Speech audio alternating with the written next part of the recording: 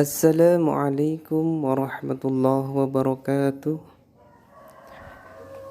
Bismillah, Rabbi israh li sadri wa yassir li amri wahlul 'uqdatam bilisani yafqahu qawli. Pada anakku sekalian, dimanapun kalian berada, mudah-mudahan dalam lindungan Allah Subhanahu wa ta'ala dan selalu dalam keadaan sehat. Tetap semangat dalam belajar.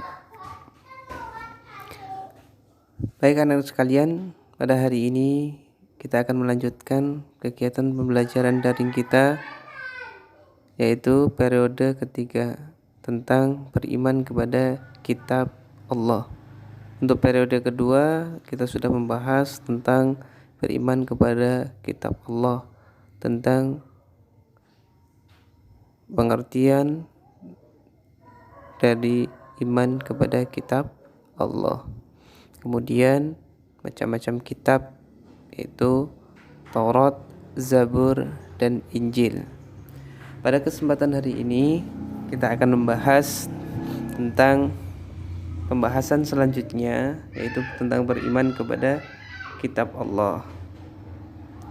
Kemarin kita sudah membahas apa itu iman. Iman artinya percaya atau yakin.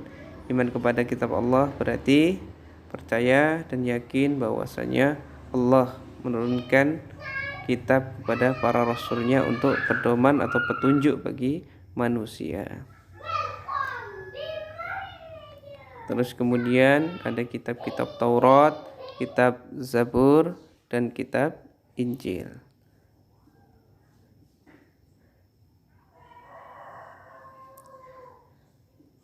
Nah, untuk selanjutnya kita bahas tentang kitab Al-Quran.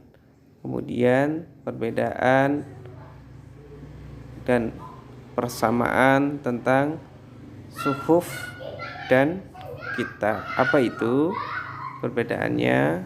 Nanti kita akan bersama-sama ke sana.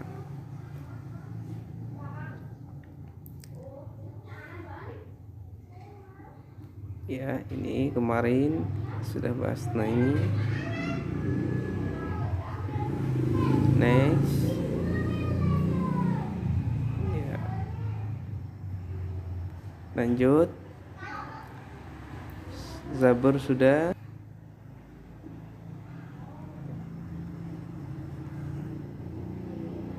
Injil sudah.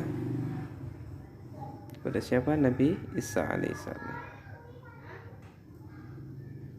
Ya, sampai sini kemarin ya. Iya.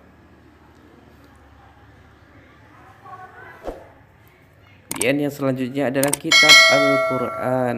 Kitab Al-Quran itu adalah kitab yang diturunkan kepada Nabi kita, Nabi besar Muhammad SAW. Isinya berupa syariat untuk dan menghapuskan sebagian isi kitab terdahulu yang tidak sesuai dengan zaman. Diturunkan pada abad ke-7 Masehi. Kurun waktu 611 sampai 632 Masehi. Kitab Al-Quran ini sifatnya abadi, berlaku sepanjang masa sebab isinya lengkap, universal atau menyeluruh, dan dapat menjawab permasalahan sepanjang masa. Tidak akan dapat seseorang itu membuat Al-Quran maupun merusak Al-Quran, karena Allah sendiri yang akan melindungi Al-Quran dari kepalsuan. Al-Baqarah ayat 213, yang artinya manusia itu adalah umat yang satu. Setelah timbul perselisihan, maka Allah mengutus para nabi sebagai pemberi kabar gembira dan pemberi peringatan, dan Allah menurunkan bersama mereka kitab dengan benar untuk memberi keputusan di antara manusia tentang perkara yang mereka perselisihkan. Tidaklah berselisih tentang kitab itu melainkan orang-orang yang telah didatangkan keterangan yang nyata karena dengki antara mereka sendiri. Maka Allah memberikan petunjuk orang-orang yang beriman kepada kebenaran tentang hal yang mereka perselisihan itu dengan kehendaknya, dan Allah selalu memberi petunjuk kepada orang yang dikehendaki kepada jalan yang lurus.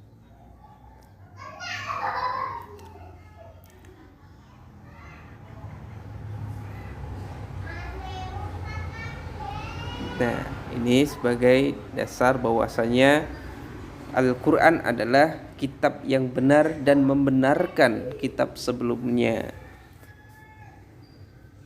yaitu Taurat, Zabur, Injil. Allah berfirman, Nazzala 'alaikal kitaba bil haqqi musaddiqan lima baina yadayhi wa anzala at-taurata wal injil. Ya, di sini terdengar artinya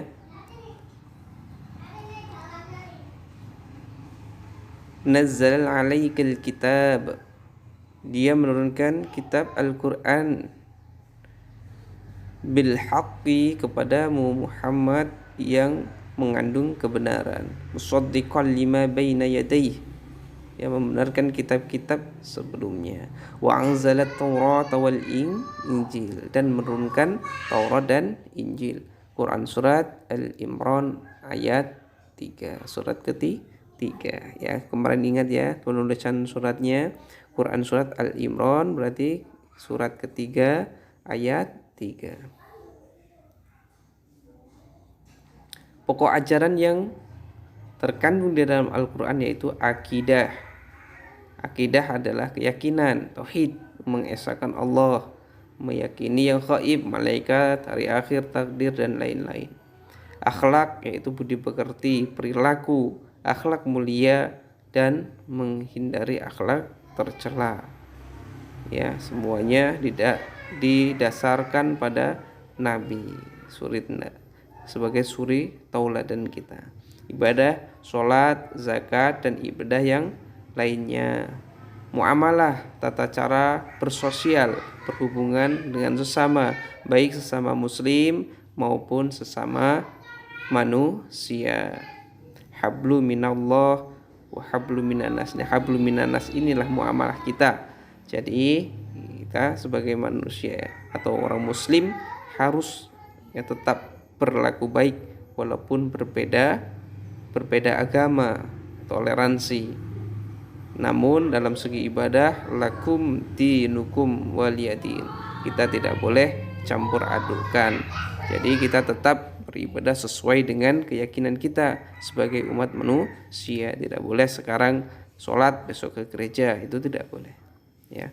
Jadi itu muamalahnya berhubungan dengan manusia, hanya berkaitan dengan sosial ya. Kalau masalah ibadah tidak boleh. Tarikh atau sejarah, kisah-kisah orang-orang atau umat terdahulu ya, para nabi dan seterusnya, sebagai pelajaran bagi kita semuanya. Next, Al-Quran adalah kitab suci umat Islam. Allah berfirman, Inna nahnu nazzalna dzikra wa inna lahu lahafizun. Yang artinya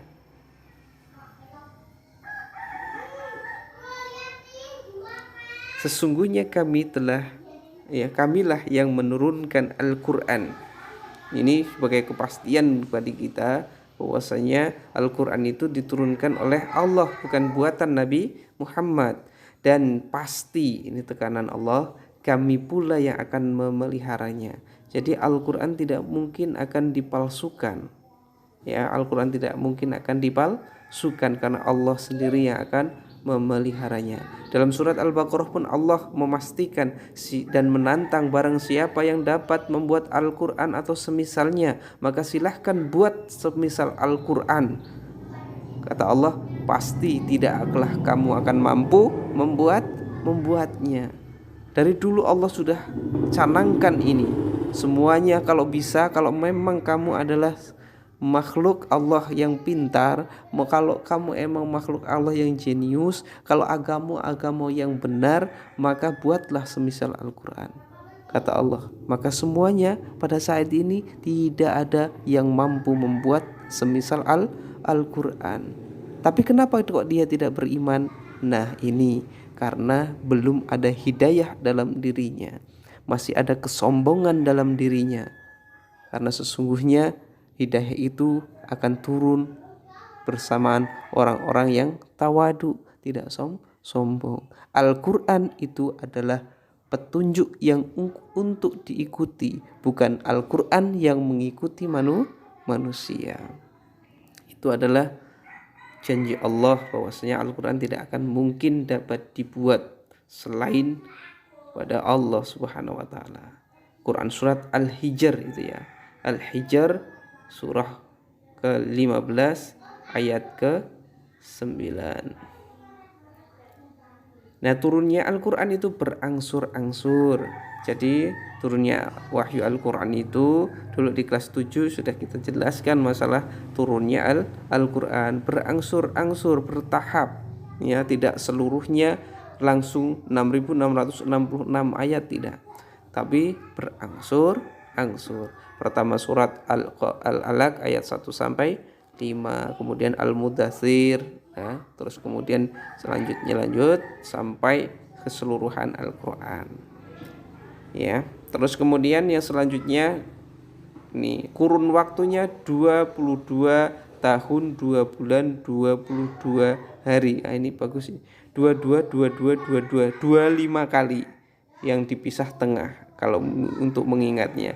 Berapa kurun waktu turunnya Al-Quran? Yaitu 22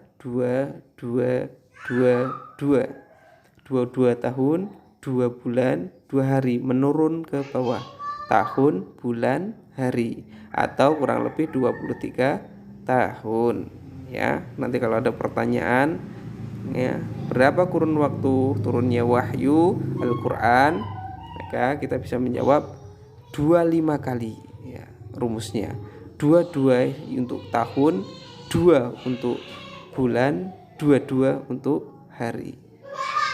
Kemudian berapa? 30 juz, 114 surat dan 6.600 ayat. Keterangan lain ada yang mengatakan 6.204 ayat atau 6.217 ayat. Ada yang menerangkan 6.214 ayat, ada yang menerangkan 6.226 ayat, 6.227 ayat, 6.232 ayat, 6.236 ayat. Loh, kok berbeda-beda Pak, ini seperti apa? Nah, 6.666 ayat ini berdasarkan tema dalam Al-Quran, bukan mengurangi, bukan melebihi. Jadi berdasarkan tema-tema dalam Al-Quran. Surat terbagi menjadi surat Makkiyah dan surat Madaniyah. Surat Makkiyah adalah surat yang diturunkan oleh Allah sebelum melakukan hijrah. Nabi belum hijrah ke Madinah. Sedangkan surat Madaniyah adalah setelah Nabi itu berhijrah ke Madinah. Ciri-cirinya apa Pak? Kalau surat Makkiyah itu biasanya ayatnya pendek-pendek. Maksudnya pendek. Misalnya Inna a'tainakal kautsar, itu kan ayat pendek. Kalau ayat panjang surat Al-Baqarah misalnya Alif Lam Mim dzalikal kitabu la raiba fihi hudzal lil muttaqin alladzina yu'minuna bil ghaibi wa yuqimunas salata wa mimma razaqnahum yunfikun. Itu panjang-panjang ayatnya gitu. Per dalam satu ayat ya, bukan panjangnya surat gitu. Dalam satu ayat. Karena di dalam surat pendek surat 30 juz itu juga ada surat Madaniyah. Surat apa? Lam yakunil ladzina kafaru min ahlil kitabi wal musyrikin ya. Itu adalah surat Madaniyah. Jadi ayatnya itu kan panjang. Nah, tapi kalau surat Makkiyah, surat Mekah itu pendek yang turunnya di Mekah. Karena ini nafasnya orang Mekah itu pendek-pendek, sedangkan nafasnya orang Mekah Madinah itu panjang-panjang. Coba Allah sudah menyesuaikan turunnya Al-Quran seperti itu. Ini sangat luar biasa ya. Sekarang suhuf. Apa itu suhuf? Suhuf itu adalah lembaran-lembaran yang terpisah. Kalau kitab itu adalah lembaran-lembaran terkumpul. Misalnya kita punya Alkitab matematik ya. Kitab atau buku matematik itu jadi satu, itu namanya kitab. Nah, Jadi kalau Al-Quran itu dari surat Al-Fatihah sampai surat An-Nas itu namanya kitab. Kenapa? Sudah tersusun, terkumpul menjadi satu. Sedangkan suhuf itu terpisah-pisah. Misal kita punya lembaran-lembaran yang tidak dijadikan satu, itu disebut suhuf. Ya, paham ya? Jadi suhuf itu adalah lembaran-lembaran yang terpisah. Sedangkan kitab itu adalah lembaran yang menjadi satu kesatuan. Nah, jadi di sini Allah juga menurunkan suhuf kepada para nabi, ya, yaitu adalah Nabi Sid. Nabi Sid itu siapa, Pak? Nabi Sid adalah nabi keturunan dari Nabi Adam alaihissalam. Kemudian ada Nabi Syed alaihissalam. Jadi Nabi Syed alaihissalam ini, ya, jumlah nabi itu kan, ya, nanti kita akan bahas di semester 2-nya lebih detail. Jumlah nabi yang wajib kita ketahui ada berapa? 25. Sedangkan yang tidak wajib diketahui ada 124.000 banyak. Salah satunya adalah Nabi Syed. Ya, Nabi Syed alaihissalam menerima suhuf sebanyak 50 lembar suhuf. Ya, 50 suhuf. Terus kemudian diturunkan Nabi Idris berapa? 30 suhuf.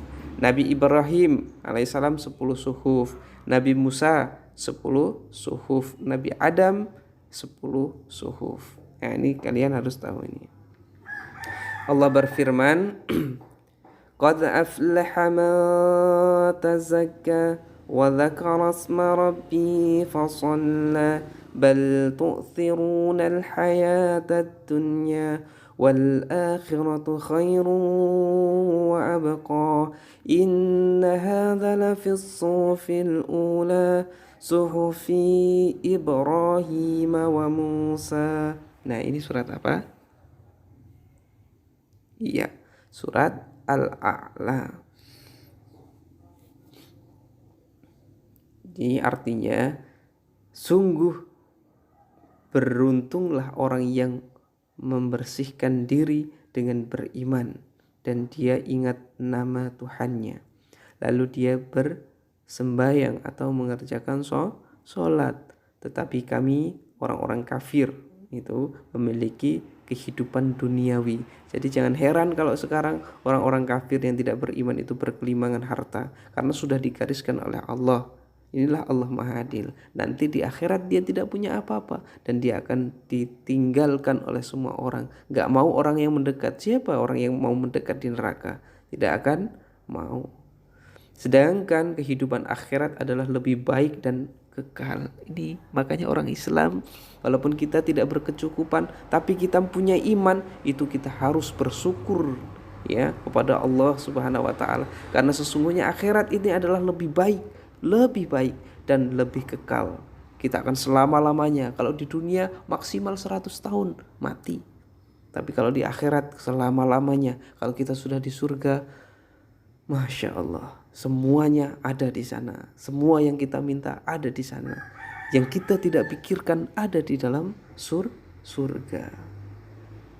Ya, sesungguhnya ini benar-benar terdapat di dalam kitab-kitab terdahulu, yaitu Ibrahim, kitabnya Nabi Musa alaihissalam. Dia kitab-kitab terdahulu juga sudah menerangkan bahwasanya memang orang-orang yang tidak beriman itu berkelimangan harta. Biar dia semakin menjauh dengan Allah untuk memperberat bagaimana azabnya Allah. Maka kita sebagai orang yang beriman, kita harus bersyukur sama Allah. Walaupun kita tidak mempunyai apa-apa, tetapi kita masih mempunyai iman. Dan ini yang paling baik menurut Allah adalah iman. Sesungguhnya Allah itu, ya, mencintai seorang hambanya tergantung terhadap kadar keimanannya. Ya, sekarang persamaan isi kitab dan suhuf. Nah, sebelum ke perbedaan, apa sih persamaannya? Nah, yang pertama iman. Semua kitab mengajarkan tentang iman, yaitu, ya, tentang mengajarkan tauhid keesaan, yaitu kehidupan akhirat, alam ghaib, surga dan neraka. sama semuanya menjelaskan tentang itu. Taurat, Zabur, Injil, Al-Quran, Mushaf Nabi Adam, Sid, Nabi Ibrahim, ya itu semuanya menjelaskan tentang apa? Menjelaskan tentang tauhid. Harus menyembah Allah, dan kehidupan akhirat pasti akan datang. Kemudian alam gaib, di situ ada alam yang tak terlihat oleh mata. Adanya malaikat, ya. Di situ ada jin, di situ ada iblis yang selalu mengganggu manusia, surga dan neraka. Terus kemudian menjelaskan tentang syariat. Syariat tak boleh zina. Dari zaman dulu Nabi Adam tak boleh berzina. Ya, membunuh itu enggak boleh, haram. Mencuri itu enggak boleh. Berdusta itu berbohong. Itu juga tidak boleh. Ya, terus kemudian wajib untuk berbakti kepada orang tua.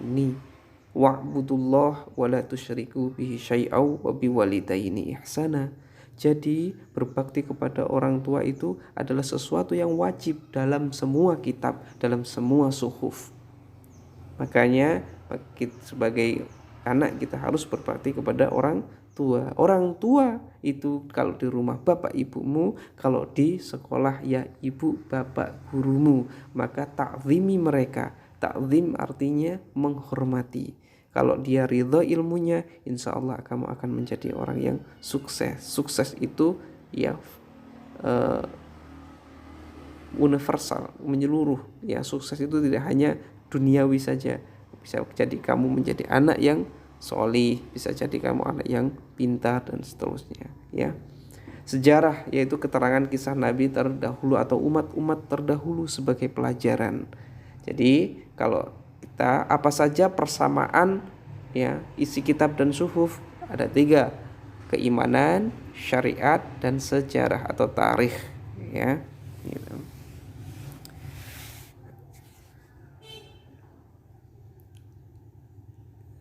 Selanjutnya, kalau perbedaannya apa ya?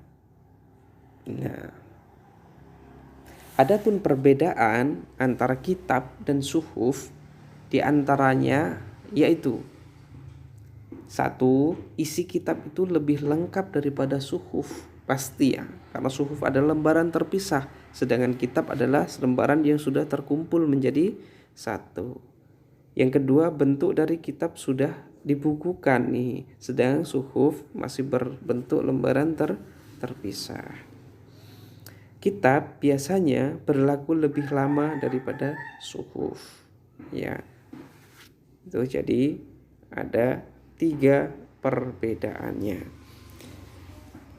yaitu kitab lebih lengkap daripada suhuf, bentuk kitab ya sudah dibukukan, sedang suhuf masih terpisah. Kitab biasanya berlaku lebih lama, sedangkan suhuf itu tidak lama karena ya terpisah tadi ya. Kemudian selanjutnya, fungsi apa sih fungsi beriman kepada kitab Allah? Yang terpenting utama adalah menguatkan kadar atau ketebalan iman kita, menyempurnakan sikap dan amal perbuatan kita. Karena kita tahu yakin, ada kitab itu namanya kitab Al-Quran. Kitab Al-Quran harus apa? Harus ya, cara mengimaninya kitab Al-Quran dan kitab lain itu berbeda. Kalau kitab Taurat, Zabur, Injil, kita mengimaninya cukup percaya bahwasanya Allah betul menurunkan kitab-kitab itu kepada para rasulnya, yaitu kepada Nabi Musa, kepada Nabi Daud, kepada Nabi Isa alaihissalam. Namun cara mengimani kitab Al-Quran ini tidak hanya kita percaya, yakin saya bahwasanya kitab Al-Quran adalah diturunkan kepada Nabi Muhammad, tapi tidak melaksanakannya, maka itu belum disebut sebagai iman. Yaitu iman itu sendiri kan, yaitu meyakini dalam hati, mengucapkan dengan lisan, dan melaksanakan dalam amal perbuatan. Jadi ketika kita beriman kepada kitab Allah, maka kita harus beriman yakin bahwasanya kitab Al-Quran itu Allah turunkan kepada Nabi Muhammad sebagai pedoman petunjuk. Namanya petunjuk ya harus dipelajari, dibaca, dikaji isinya, sehingga kita dalam kehidupan sehari-hari tidak yang namanya tersesat. Nah, sehingga kita nantinya akan menjadi orang-orang yang mendapat huda. Huda adalah petunjuk. Muttaqin, orang yang muttaqin ada orang yang beriman. Allah terangkan dalam surat Al-Baqarah, ya, ulaika ala hudam min rabbihim wa ulaika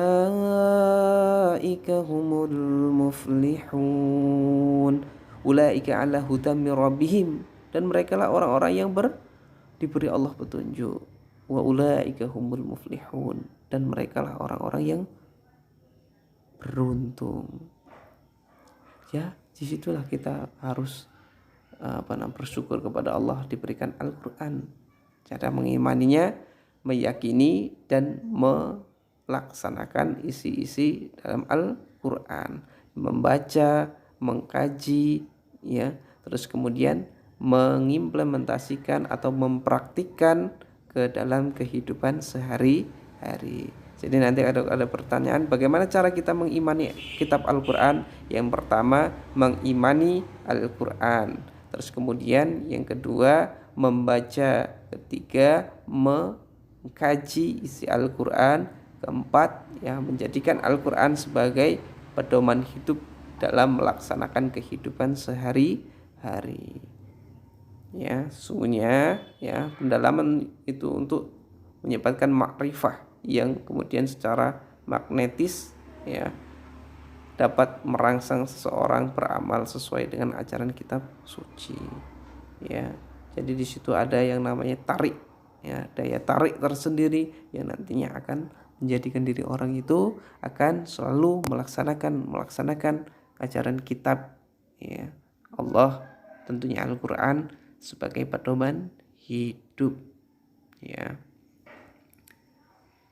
Baik anak-anak sekalian, sekian penjelasan mengenai, ya, beriman kepada kitab Allah pada periode ketiga ini. Mudah-mudahan Allah selalu berikan kita pemahaman tentang apa yang sudah kita sampaikan. Sekian, terima kasih. Mengakhiri, subhanaka Allahumma wa bihamdika asyhadu an la ilaha illa anta astaghfiruka wa atubu ilaik. Wassalamualaikum warahmatullahi wabarakatuh.